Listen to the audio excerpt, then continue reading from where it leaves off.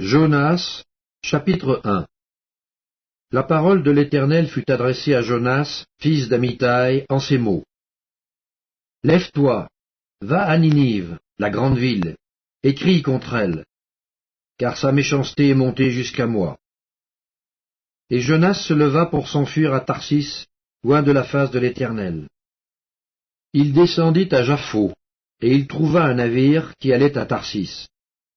Il paya le prix du transport et s'embarqua pour aller avec les passagers à Tarsis, loin de la face de l'Éternel.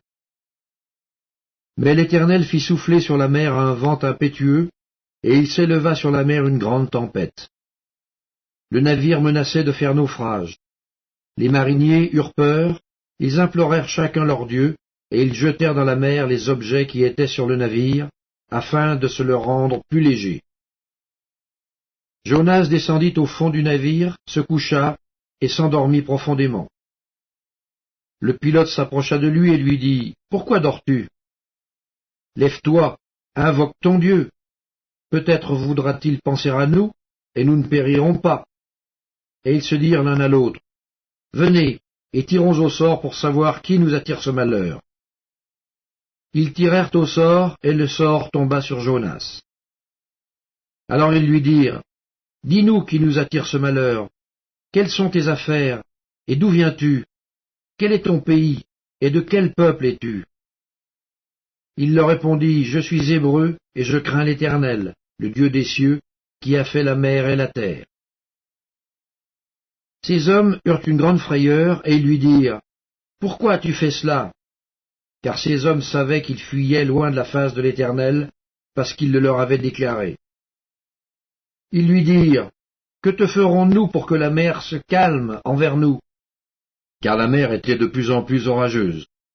Il leur répondit, « Prenez-moi et jetez-moi dans la mer, et la mer se calmera envers vous, car je sais que c'est moi qui attire sur vous cette grande tempête. » Ces hommes ramaient pour gagner la terre, mais ils ne le purent parce que la mer s'agitait toujours plus contre eux. Alors ils invoquèrent l'Éternel et dirent, « Ô Éternel, ne nous fais pas périr à cause de la vie de cet homme, et ne nous charge pas du sang innocent. Car toi, Éternel, tu fais ce que tu veux. » Puis ils prirent Jonas et le jetèrent dans la mer. Et la fureur de la mer s'apaisa. Ces hommes furent saisis d'une grande crainte de l'Éternel, et ils offrirent un sacrifice à l'Éternel, et firent des vœux. Jonas, chapitre 2. L'Éternel fit venir un grand poisson pour engloutir Jonas, et Jonas fut dans le ventre du poisson 3 jours et 3 nuits. Jonas, dans le ventre du poisson, pria l'Éternel son Dieu. Il dit, « Dans ma détresse, j'ai invoqué l'Éternel, et il m'a exaucé. Du sein du séjour des morts, j'ai crié, et tu as entendu ma voix. Tu m'as jeté dans l'abîme, dans le cœur de la mer, et les courants d'eau m'ont environné. Toutes tes vagues et tous tes flots ont passé sur moi. Je disais, je suis chassé loin de ton regard, mais je verrai encore ton saint temple.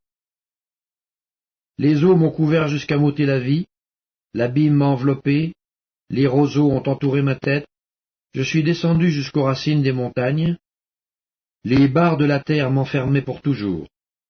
Mais tu m'as fait remonter vivant de la fosse, Éternel mon Dieu.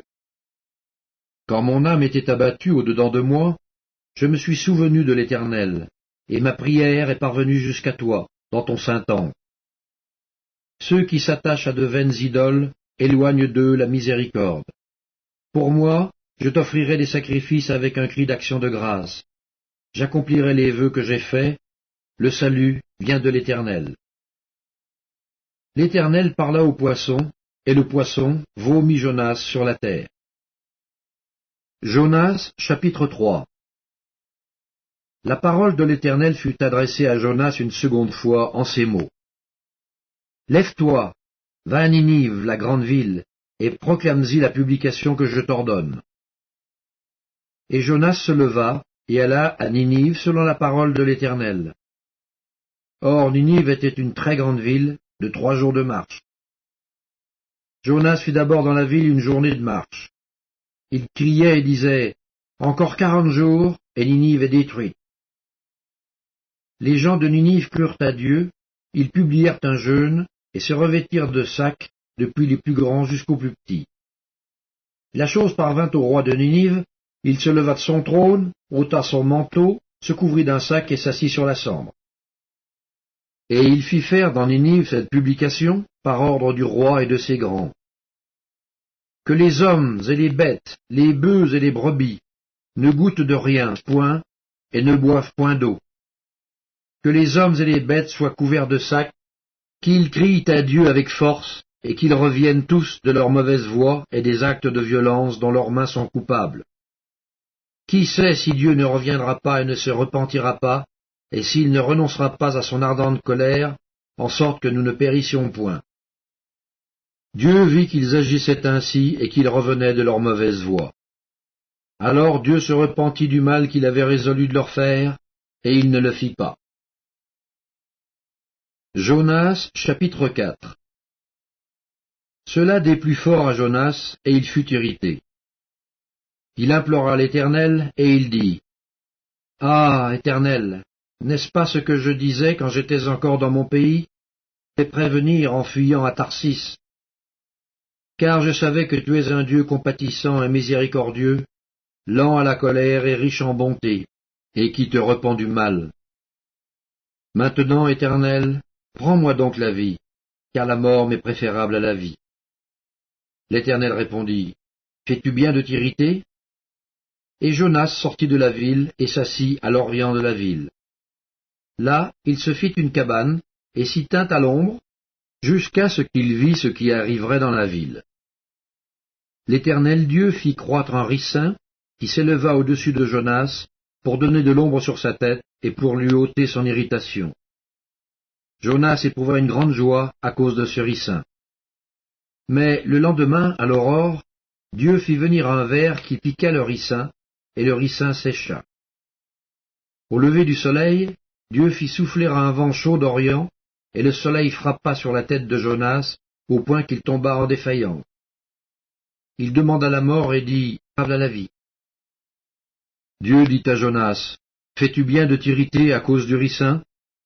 Il répondit, « Je fais bien de m'irriter jusqu'à la mort. » Et l'Éternel dit, « Tu as pitié du ricin qui ne t'a coûté aucune peine et que tu n'as pas fait croître, qui est né dans une nuit et qui a péri dans une nuit?